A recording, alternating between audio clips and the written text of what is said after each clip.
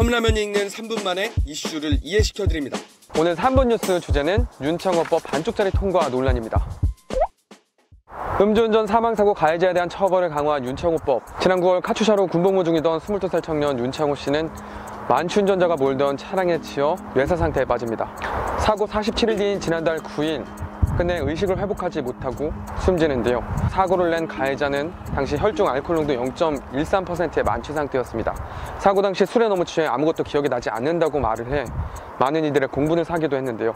윤창호 씨의 안타까운 죽음을 지켜본 윤창호 씨의 친구들은 청와대 국민청원 게시판에 음주운전 사망사고 가해자에 대한 처벌을 강화해달라는 글을 올립니다. 무려 40만 명이 넘는 사람들이 해당 글에 동의를 하는데요. 이후 윤창호 씨의 친구들과 여야 국회의원 103명이 윤창호법을 발의하게 됩니다. 윤창호법 지난달 29일 국회를 통과했죠. 하지만 반쪽짜리 법안 통과라는 비판이 계속해서 이어지고 있습니다. 윤창호법은 기존 음주운전 사망사고 가해자에게 최소 1년 이상의 징역을 최소 5년 이상 또는 무기징역으로 강화하자는 것이 원안입니다. 하지만 국회를 통과하면서 이 원안 5년이 최소 3년 이상으로 2년 후퇴합니다. 5년과 3년의 가장 큰 차이가 뭘까요? 현행법상 3년 이하의 징역에는 집행유예가 적용이 됩니다. 다시 말해 윤창호법을 적용해도 음주운전 사망사고 가해자가 집행유예로 풀려날 수 있는 여지를 남겨둔 거죠.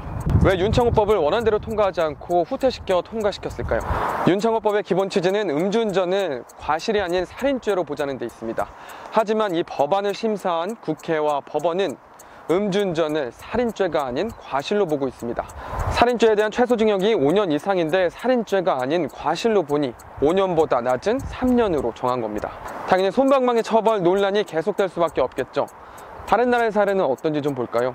바다 건너 일본은 음주운전자뿐만 아니라 음주운전자에게 술을 제공한 사람, 또 함께 차에 타고 있던 사람까지 모두 징역형에 처해질 수 있습니다. 미국은 각 주마다 다른데 캘리포니아는 징역 10년, 워싱턴주는 살인죄를 적용해서 최대 무기징역까지 처해질 수 있습니다. 처벌이 꽤나 엄격하죠? 맞습니다. 음주운전을 근절하기 위해서는 이렇게 강력한 처벌이 필요합니다.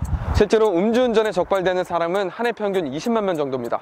그런데 더 충격적인 건 이 가운데 40%에 달하는 사람들이 과거에도 음주운전으로 적발된 전과가 있다는 겁니다.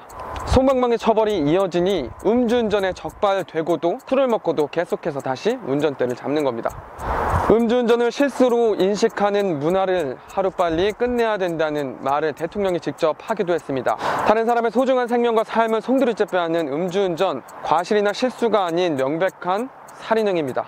오늘 3분 뉴스 여기까지 하겠습니다.